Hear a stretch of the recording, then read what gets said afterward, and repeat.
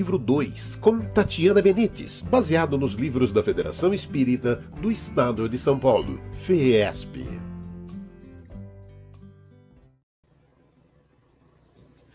Olá, sejam muito bem-vindos a mais uma aula do curso de Educação Mediúnica. Estamos no segundo livro e nós estamos na aula 14. Perguntas que se podem fazer aos espíritos. Essa é a parte 1.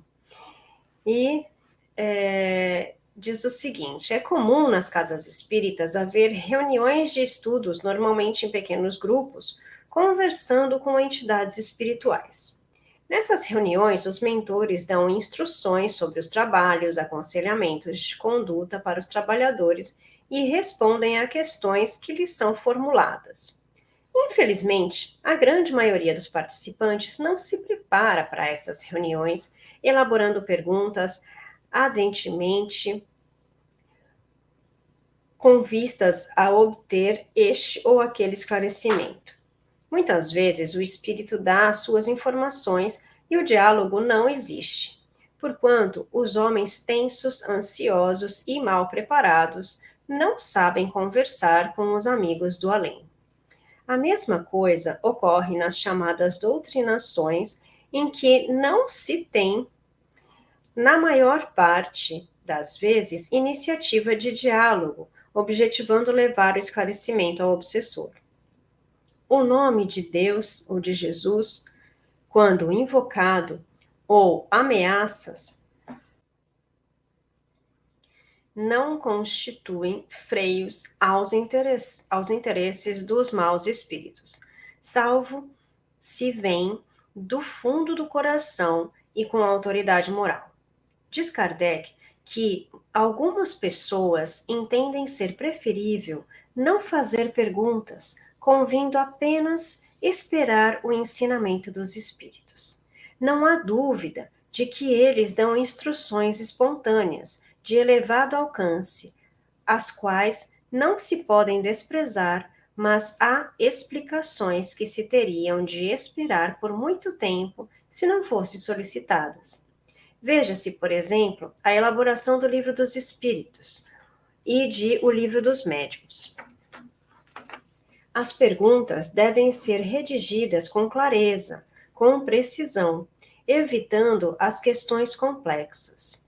Diz ainda Kardec que, se um assunto reclama uma série delas, é essencial que se encadeiem como método, complementando no momento com aquelas que se fizerem necessárias. Livro dos Médiuns, segunda parte, capítulo 26, itens 286 e 287. Longe de qualquer inconveniente, as perguntas são de grande utilidade para o aprendizado. Quando bem formuladas, têm ainda outra vantagem e a de concorrerem para desmascarar espíritos mistificadores, que raramente suportam perguntas feitas com cerrada lógica. Perguntas agradáveis e desagradáveis aos espíritos.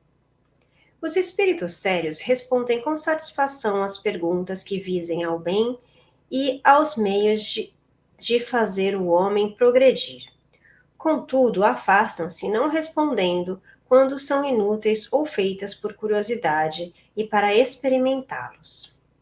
Retirando-se o espírito bom, um inferior toma-lhe o lugar imediatamente e responde por aquele. Os inferiores, todavia, também ficam contrariados quando as perguntas possam pôr-lhes à mostra a ignorância ou a mistificação. Fora disso, respondem a tudo, sem se preocuparem com a verdade. Por outro lado, há coisas que não podem ser reveladas e outras que os espíritos não conhecem.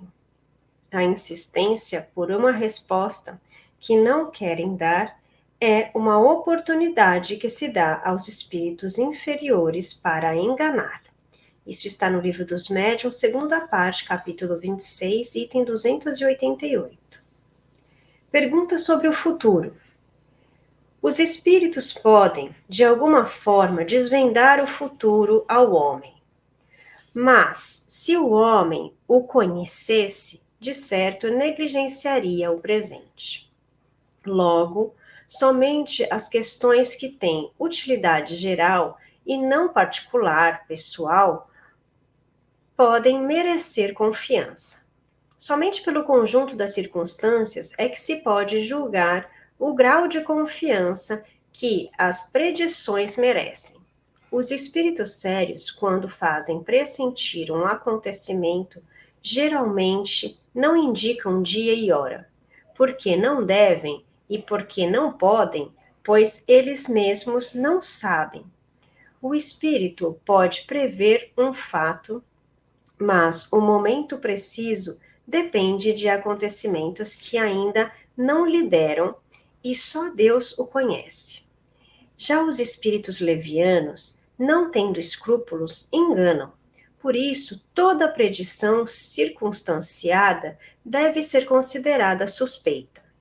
Os espíritos sérios guardam silêncio sobre tudo o que lhes é proibido revelar.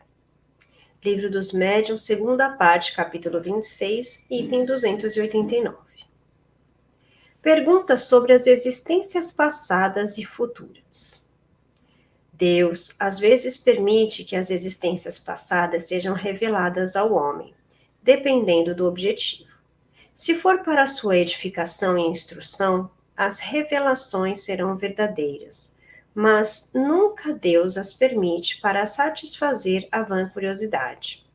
Os espíritos zombeteiros se divertem lisonjeando a vaidade das pessoas com a revelação de pretensos antecedentes. Perguntou-se a Emmanuel se seria lícito investigarmos com os espíritos amigos as nossas vidas passadas.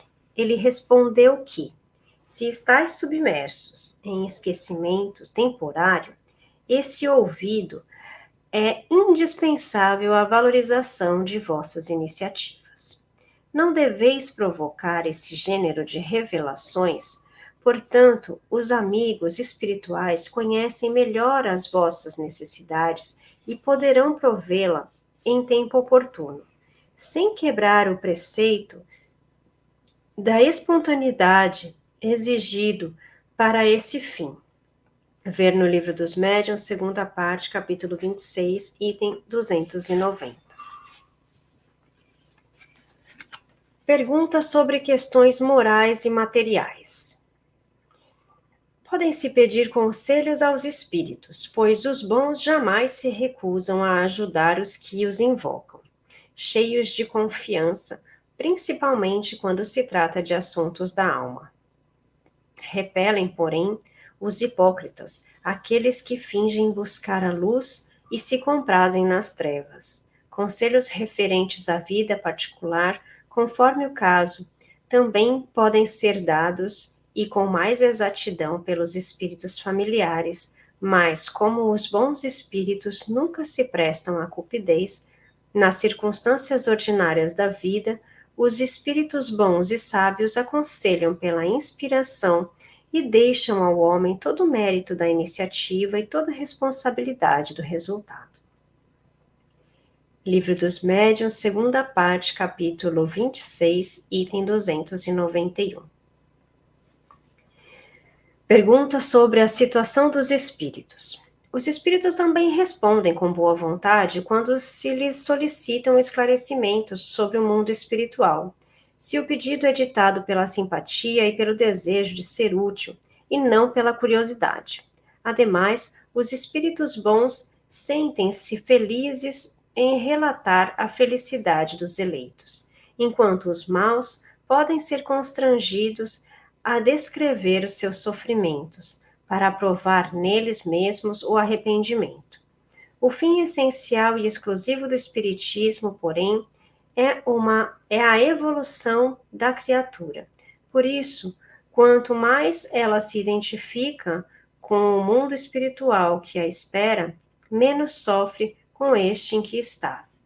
Tal é, em suma, o objetivo atual da revelação, a transformação moral do homem, iniciando-o na vida futura.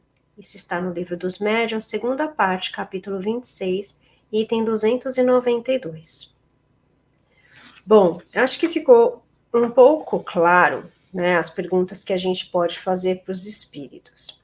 Por quê? Porque os espíritos inferiores, eles vão falar da nossa vida presente, da nossa vida futura, da nossa vida passada, sem nenhum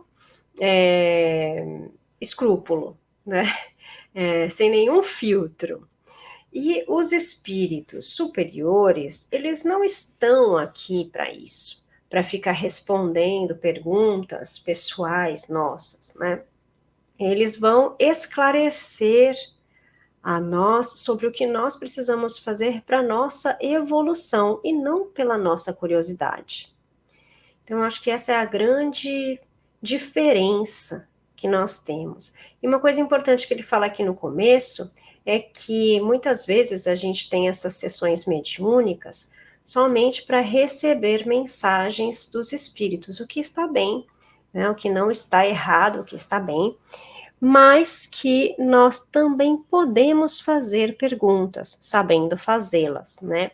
E dá o exemplo de Kardec, que se ele não tivesse feito essas perguntas para os espíritos, né, perguntas bem formuladas, perguntas com fundamento, né, para que a gente pudesse entender, se ele não tivesse tomado essa iniciativa, a gente não teria o Livro dos Espíritos nem o Livro dos Médiuns. Então, que a gente consiga fundamentar as nossas perguntas, não só por curiosidade, para que a gente tenha também os esclarecimentos dos espíritos superiores. Por quê? Os inferiores, se as nossas perguntas não forem para acrescentar algo para a nossa vida e para os dos demais, virão espíritos inferiores para burlar de todos nós, né? E responder a todas as perguntas. E depois a gente vai para a parte 2 do nosso estudo, que diz: não acrediteis em todos os espíritos. Isso também já está aí na continuação do que a gente falou na aula passada, que foi os falsos profetas. Vamos lá. Vimos na parte A da 11ª lição, Identidade dos Espíritos, que Allan Kardec ensina que o Espiritismo coloca ao alcance dos homens os meios práticos de identificar os espíritos enganadores, dando aos homens os meios de discernir os bons dos maus, lembrando as palavras de Jesus Cristo: reconhece-se a árvore pelos seus frutos. Uma árvore boa não pode dar maus frutos, e uma árvore má não pode dar bons frutos. Todas as orientações, ensinos e esclarecimentos devem passar pelo crivo da razão da criatura que os recebe, principalmente se ela tiver algum conhecimento da doutrina espírita. É importante analisar o conteúdo da comunicação e se veio de um bom espírito ou não. É conhecendo as obras doutrinárias que se podem separar os verdadeiros dos falsos profetas e reconhecê-los. No mais, ao receber os frutos, é importante verificar se as sementes podem ser convertidas e utilizadas em alguma nova plantação, auxiliando e beneficiando aqueles que vieram em busca de um fruto saudável e nutritivo. Os falsos profetas assemelham-se à figueira condenada. Isso está em Mateus, capítulo 21, versículo de 18 a 22, que não beneficia ninguém. A oportunidade para receber a luz do Evangelho de Jesus e levá-la aos homens é importante, mas a análise, a verificação dessas comunicações é mais ainda, para não serem distribuídas como frutos estragados. Os ensinamentos da Boa Nova são construtivos, mas ao serem divulgados somente as exemplificações, serão anotadas e percebidas como verdadeiras sementes lançadas em solo fértil e produtivo. O verdadeiro profeta, médium, encarnado ou desencarnado, é aquele que vive e exterioriza a caridade, o amor, a indulgência, a bondade, tendo o coração e mente voltados para os ensinos de Jesus. Os espíritos trevosos não hesitam mesmo em enfrentar até os grandes missionários. Haja vista as seguintes narrações sobre acontecimentos sucedidos com o apóstolo Pedro e com o apóstolo Paulo. Certa vez, Jesus Cristo, reunido com seus apóstolos, passou a vaticinar o que lhe iria acontecer em Jerusalém, quando seria rejeitado, passando por grandes padecimentos que culminariam com sua morte. Pois ele não desconhecia que, conforme as próprias palavras, para isso ele havia vindo ao mundo. O apóstolo Pedro, adiantando-se, passou a repreendê-lo, dizendo: Senhor, tem compaixão de ti, de modo nenhum te acontecerá isso. Percebendo que o valoroso apóstolo estava sendo influenciado por entidades trevosas, interessadas no fracasso da gloriosa missão de Jesus, que objetivava iluminar os horizontes sombrios do mundo, e por isso provocavam desestimulá-lo a não se dirigir a Jerusalém, onde ocorreria aqueles acontecimentos, o mestre sentenciou: Sai de minha frente, Satanás, que me serves de escândalo, porque não compreendes as coisas que são de Deus, mas só as que são dos homens. Isso está no Evangelho de Mateus, capítulo 16, versículos 21 a 23. Esse gênero de influenciação é confirmado em outro trecho do Evangelho, quando Jesus, dirigindo-se ao mesmo apóstolo, lhe disse: Simão, Simão, eis que Satanás te pediu para te cirandar como trigo, mas eu roguei por ti, para que a tua fé não desfaleça, e tu, quando te converteres, confirma ao teu irmão. Isso está no Evangelho de Lucas, capítulo 22, versículos de 31 a 32. Cumpre aqui esclarecer que Satanás é uma figura utópica e não uma entidade real. Esse nome é genérico para designar todos os espíritos trevosos, todos os falsos profetas, todos os espíritos rebeldes que se contrapõem à vontade de Deus. Os espíritas compreendem que nomes tais como Satanás, Lúcifer, Beelzebub, Diabo, Deus do Mal, Príncipe das Trevas fazem parte de uma terminologia lendária, abrangendo todos os espíritos que relutam em despertar para a coisa de Deus. Para as coisas de Deus. Os espíritos trevosos temem a luz e têm combatido, no decurso dos séculos, todos aqueles que procuraram ou procuram iluminar a mente dos homens. Por isso, João, em capítulo 1, versículo 5, afirmou, referindo-se ao advento de Jesus Cristo ao mundo: a luz resplandeceu nas trevas, e as trevas não a compreenderam. É importante a advertência ministrada por Emmanuel com o objetivo de alertar os homens no tocante a algumas categorias de espíritos que, embora não sendo entidades das trevas, não se preocupam muito com a verdade. Nem todos os espíritos benevolentes que se comunicam na Terra são instrumentos imaculados. Nem se pode considerar de forma absoluta que eles veiculem princípios de verdade ou que possam exprimir a verdade total, como se fossem anjos flanando nos céus. Isso está no livro Opinião Espírita, capítulo 43. O fenômeno da morte do corpo, não santifica ninguém. O espírito que se separa do corpo pela desencarnação leva para o plano invisível todos os defeitos e virtudes que possuía na Terra. E conforme esclareceu o espírito de Emmanuel, o espírito pode ter qualidades boas, mas não é imaculado.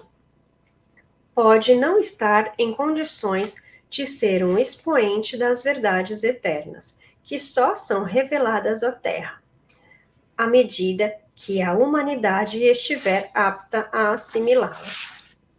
Allan Kardec, em O Livro dos Médiuns, adverte ainda: o verdadeiro missionário vindo de Deus tem que justificar pela sua superioridade, pelas suas virtudes, pela grandeza, pelo resultado e pela influência moralizadora de suas obras e missão de que se proclama portador. Pode-se tirar também outra dedução. Se pelo caráter, pelas virtudes, pela sua inteligência, ele se mostra abaixo do papel em que se arroga ou do personagem sob cujo nome se apresenta, mas não é do que um farsante de ínfima classe, um verdadeiro falso profeta.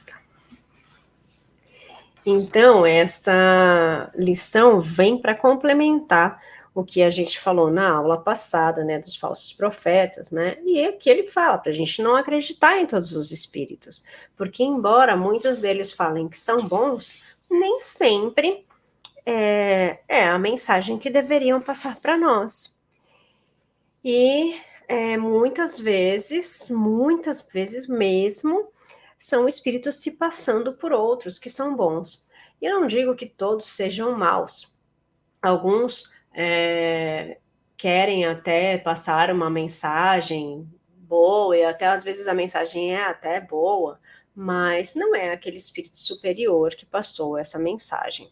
Então, a gente tem que ter cuidado com as mensagens que a gente repassa aí para frente, com as mensagens que a gente diz que recebeu do espírito tal ou do fulanito de tal, porque é uma responsabilidade nossa, quanto médiuns ou quanto espíritas, né, passar informações que não são reais aí para frente, né, e a gente precisa saber discernir o que é bom, o que é ruim, o que pode ser de um, o que pode ser de outro.